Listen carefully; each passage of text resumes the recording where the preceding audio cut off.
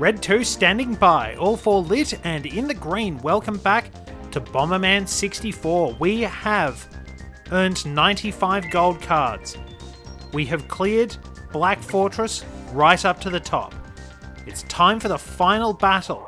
You're going to see 2 different versions of this, in a sense. We're ambushed by Altair's ship, Vega. Note that it could have just disintegrated us with that laser right from the start, but villains don't do that. They prefer dramatic showdowns and things like that. I believe Altair actually means the eagle, which is why the emblem of his forces is that stylized bird. You wanna fight me? We're up against it now. Vega's laser beam will knock your heart out or kill you. The 2 of them can actually wind up damaging each other with their own bombs. And of course you can hurt yourself with your own bombs. You'll have to defeat Altair in his first form to get the first gold card. The rest can only be done in the second stage. Playtime is over. Once Altair has been damaged enough, he will fuse with Vega. You'll have to drop a pumped bomb on his head. You'll have to catch him in a pumped bomb's explosion. You'll have to defeat him, and you'll have to do so by the target time. He will teleport a lot and he'll use new energy attacks that will actually stun you.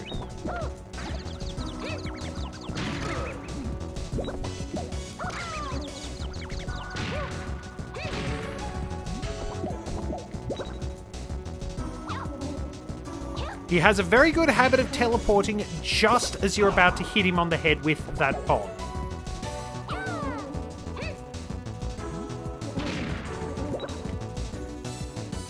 So it's really a guess exactly where he'll appear.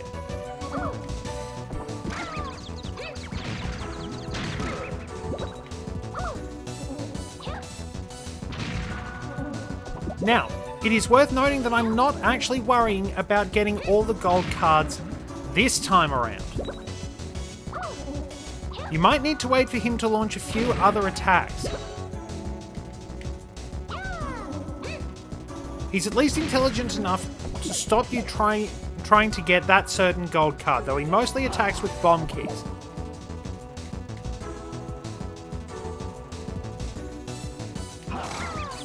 Didn't quite get the throwaway in time. So it's mostly patience if you're trying to get all the gold cards in this. That didn't work.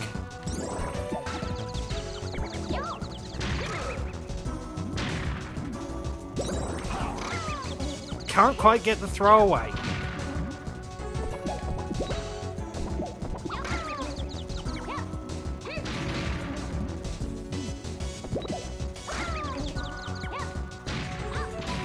Of course, actually catching him in an explosion is particularly easy if you're using a certain power-up.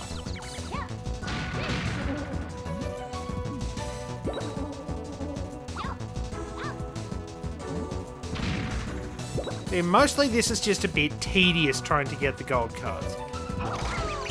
There we go!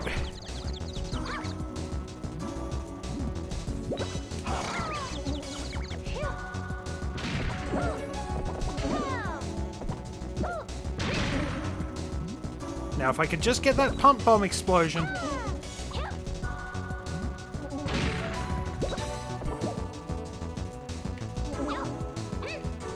It would be pretty interesting, but I think I just need to defeat him.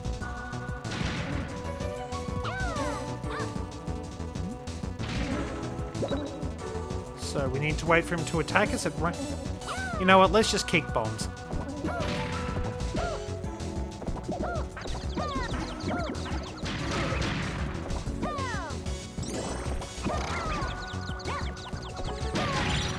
There we go. Regulus will appear and escort the damaged Altair away. So as you can see, we got 4 out of the 5 gold cards. If you beat the game with less than 100 gold cards, they will escape. Altair's fortress will leave. And there's a random bird in the top left corner. Sirius drops us off. Well done, Bomberman. Altair got away, but that can't be helped. To be honest, I'm a little disappointed in you. I'll probably never see you again. Take care of yourself. Phew, that was close. Well, we have saved Planet Bomber. And we do go through the credits sequence now, but I think what I'm going to do is save that for afterwards. Actually, there might be a proper credits sequence, so tell you what, we'll watch this, and then I will get to showing you the 100 gold cards. It's been an interesting journey going through this. It's been a bit tough to decide how to do it in the first place. I hadn't quite worked it out to begin with, but I really wanted to do it. So of course, in the previous project, Yoshi's Crafted World, I mentioned that I was going to be doing a childhood favourite, and this is, of course, it. However, at the time I hadn't quite worked out how I was going to do it, and I was actually recording a fair bit for my next project, or what will be my next project anyway. Things have gone pretty well for this. Bomberman gets to create pump bombs a lot faster than I do. Button mashing isn't fun. But there will be lots of interesting demonstrations in the credits as well. Anyway, we have managed to get a pretty good rhythm going, I think. Sometimes I've tarried a little bit, but I've enjoyed doing this. And there is going to be more to come, don't you worry about that. It's a fun project. It's very entertaining, even if I have wound up suffering way too many stupid deaths, but that's part of Bomberman, really. I admit I've probably rushed through this a bit rather than trying to show off everything the levels have. But I wanted to show you how to beat it the fastest way. And using the Virtual Console is, as I said, no different to using the reset button on the Nintendo 64. So there we are, a little trick to destroying those cannons, and you will be able to find gold cards, although we don't need a massive chain of bombs. I've always just waited and let the gold card drop off. I do appreciate that there are some nice little hints in this, and this is probably why I'm going through and watching these, because it's been a very long time since I've seen them, and if you didn't get all the gold cards, they might come in handy somewhere along the way. Ah yes, the fight against Artemis, and the source of probably my stupidest death in the entire lot. Don't actually know if she has a proper mask per se. Regulus is the only one that really has a mask, and even then it's more sort of a visor than anything else. Artemis just has her ponytail and Orion has a helmet. Ah, Red Mountain, good lord, there are some horrible gold cards to try and find here. So that's a good way of how to get in there, but of course you have to go around and get back up, and destroying that particular barrel isn't a good idea unless you leave the area and come back in. Because then otherwise you've cut yourself off. And I got run over by those rocks way too many times. Ah, poor old Orion. He had a brutal death. That was not a nice way to go. Very tough opponent though, and probably one of the smarter opponents, because the idea is just stun your opponent and then throw them into the lava. If you're going for pure speed, that's a really good way to do it. Ah, Blizzard Peak, some pretty nice ideas. There's a custom part, as we've seen, behind there. And unfortunately those guys had a pretty terrible holiday. So yes, you will get the custom part there. I believe in hard mode, a gold card may be put there. I'm not sure. That is something I'm going to do. I'm going to show off where the gold cards are if they've changed around in hard mode. Basically a little highlights package for each world.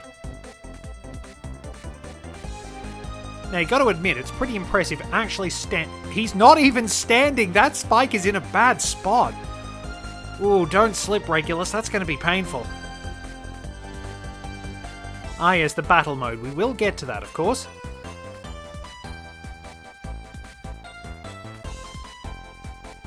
We've nearly finished the overview of all the credits.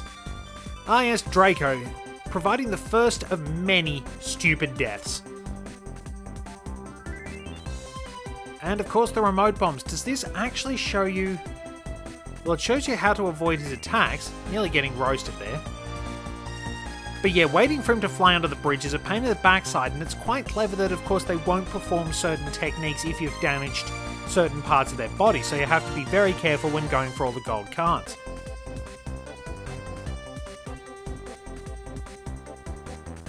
And Leviathan. Now that was an entertaining fight. I really enjoyed that, though I do have to admit I'm a much bigger fan of a friendlier anglerfish in the form of Lantern, one of my favourite Pokemon. Worth a try sometimes. Oh, going for the tidal wave straight off. That's tough. So that gives you a little hint on the gold card about the raft, but I would not advise doing that until you absolutely have to. Of course, it's all RNG as to which attacks they do, and it still is questionable that some of them leave themselves open. But that's how it goes, unfortunately. Ah, getting up there, that's a nuisance, that is.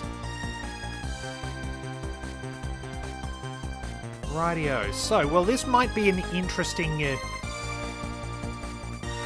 Okay, so that's actually... The game will actually show you a good method of getting up there, I presume. It's gone much smoother for them. Took me a little while to get up there, in all honesty, but I do like the fact that you can explore so much in this game, and yes, sometimes it's particularly difficult, but the rewards are good. Even if some of them are literally on the cosmetic side in creating all those custom parts. I'll show you where those are, don't worry about that. And we finally get to see the beautiful designs in shiny, slippy, icy floor. Of course, this shows us the way around it, but that's not exactly how you get to the switch. And then we fall over. It does tell you that there's a gold card there. And again, fortunate Bomberman didn't land on that spike, otherwise that could have been very painful. Got to admit, the level design is pretty good, and I mean, even if it almost looks painted a bit in some places, the fact that the level backgrounds are painted is a nice touch. I mean, for a game that's 23 years old, this isn't doing too badly. It didn't stand out among the many great platformers of the Nintendo 64. I'll admit it's not quite as remarkable in some fields as others.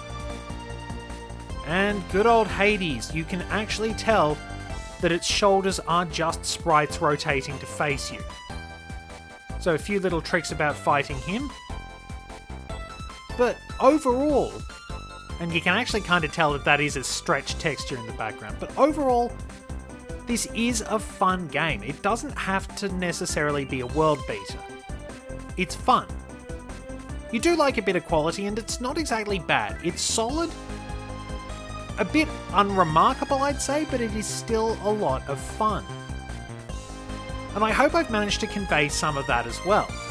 Even if it is frustrating trying to do everything at ridiculously high speed so you can get all the gold cards, it still is a very enjoyable game, and if you have the opportunity to take your time, explore, and take in all those levels, it can be a lot of fun. The multiplayer is especially good. I'm always going to have a lot of praise for that, and I didn't wind up progressing through the level like that. It would save a little bit of time. It's an interesting tip. So for once, watching the credit sequence is actually fairly useful. So it's a good little perhaps a good speedrunning tip I might remember. Not sure if it's true speedrunning as such, but it just helps. Oh, Cerberus, I hate this guy. Pain in the backside trying to get all the gold cards on this one, but well worth it. Interestingly enough, when I was at high school, in graphic design we had to do sort of blueprints for things. And I actually wound up drawing Cerberus using the Bomberman 64 instruction manual as a guide and making details for it as sort of a high-tech weapons system. I got away with it. I actually got a very good grade for it because I was able to copy things and sort of imagine, well, where do Cerberus's weapons come from? I do like a bit of sketching, but I don't do enough. Don't really have the drive to do a lot of things for some reason. Ah yes, Trap Tower. I spent a very long time wandering around going the wrong way. So that was where I was going. This leads you to a custom part in the end. And I think a gold card. I was trying to get this way because I thought it was how you completed the level. Misread a couple of things, but we wound up on the right track again. And not literally in that level on the right track. We've surely got to be near the end of the credits. Well, we're up to the review of the final boss. I mean, that would have been the perfect situation, just laser him. Bad guys never seem to go for the just shoot them option. In fact, hardly anybody goes for the just shoot them option. That's why the Empire Strikes Back was so good. Han sees Darth Vader, he pulls out his blaster and he starts shooting. Too bad Vader is far too skilled with the Force to just be shot down by a plain old blaster. But points for trying, you just go for the practical solution straight away. I mean, just in the old expanded universe, the Legends continuity well, pragmatism can backfire. As I'm trying to say, just look at what happened in the Legends continuity.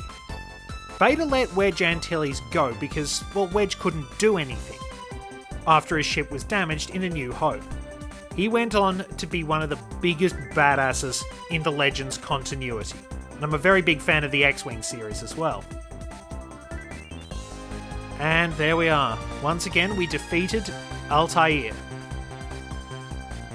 So, I do apologise for a fair bit of this level just sort of being my thoughts rambling along and watching the credits sequence, but we're going to get to some more interesting things after this. Now, I know it might take me a while to get all 100 gold cards, but I will definitely show you.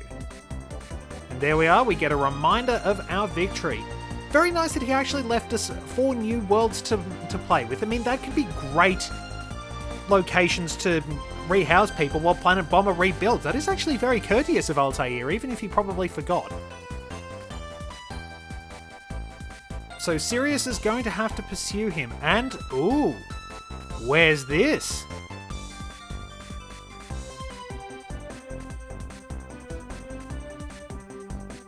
Here's a nice little teaser. What's that, you might be asking? Well, we're going to find out. That's all I'll say. I mean, I can't really hide it for too much longer, can I? I hadn't seen the credits for a while and forgot that that was the case. And Sirius's wings are sort of flickering. And he shot the cameraman. He's done a James Bond shot on the camera. But yes, let's be honest, the game does tend to make you think there's something up with Sirius. The instruction manual certainly questions his motives, and the level in which you battle him is called Friend or Foe.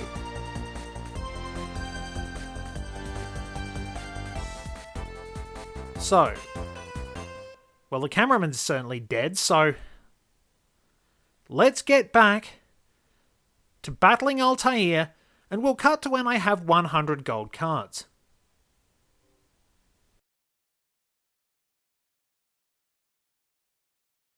Word of warning, in battles like those with the Masked Trio and Altair, don't throw them off the edge or you won't get the gold card for defeating them. You have to use bombs.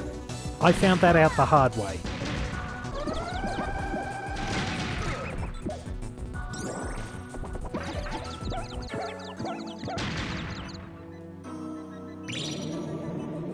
Okay, I deserve... It hasn't left me with much time, but I deserve points for that.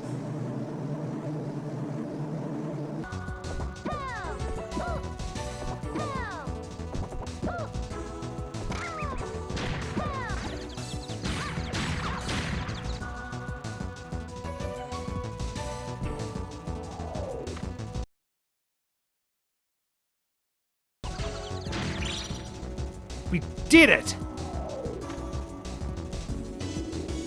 You pig!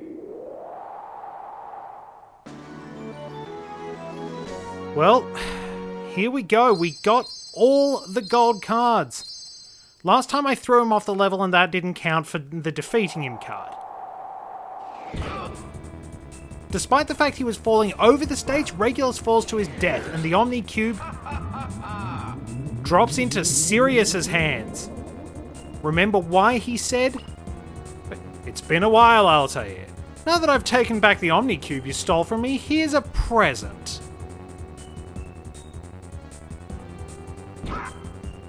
Randomly punted out of the way, and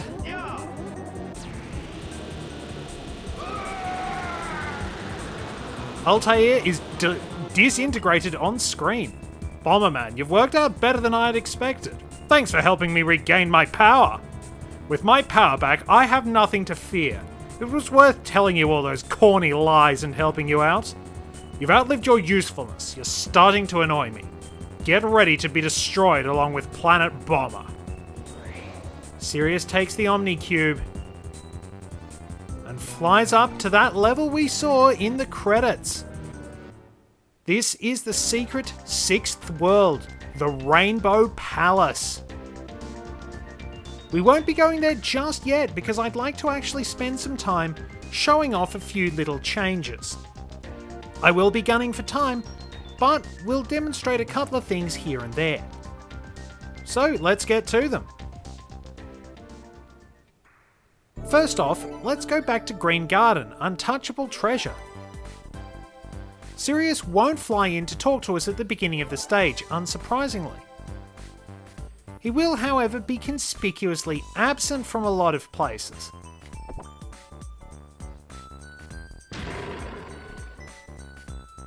So that's just one little change.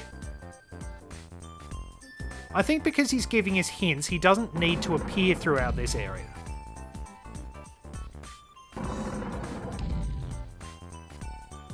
So that's one thing, we are somewhat bereft of Sirius. But now let's exit out of this and go into the second stage.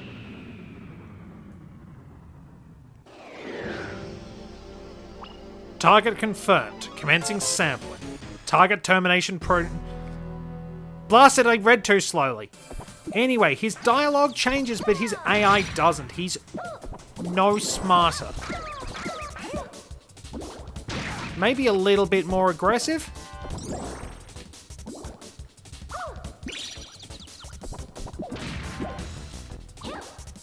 But on the whole, this is not a challenging fight still.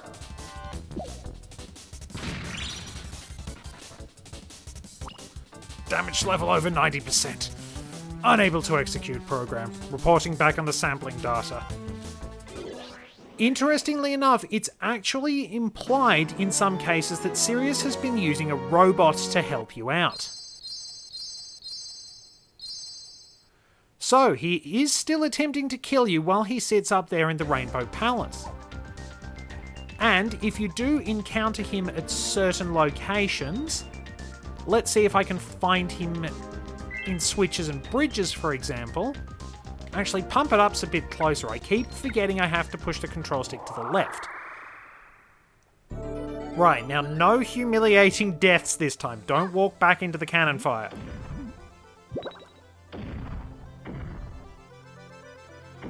It won't be too long until we find Sirius anyway. We can simply head into the next area and talk to him. At least I hope he's there anyway.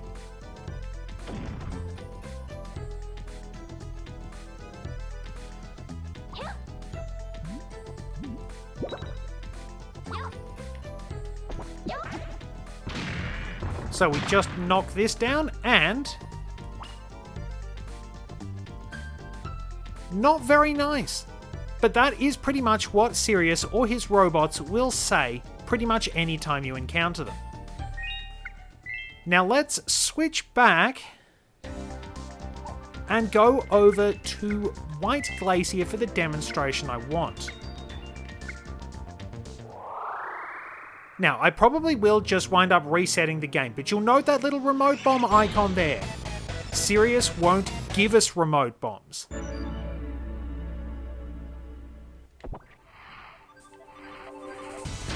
So we have to grab them ourselves.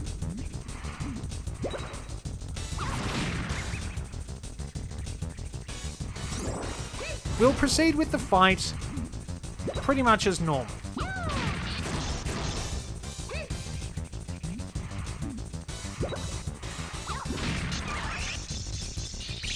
So, just a quick demonstration of what we need to do, and we'll be set.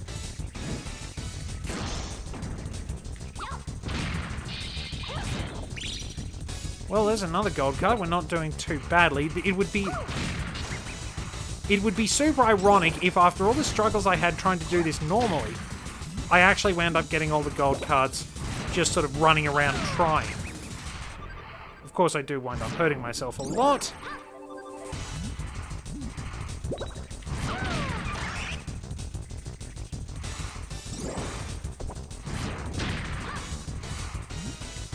So we basically have to get Mantis down to 1 heart for this little demonstration.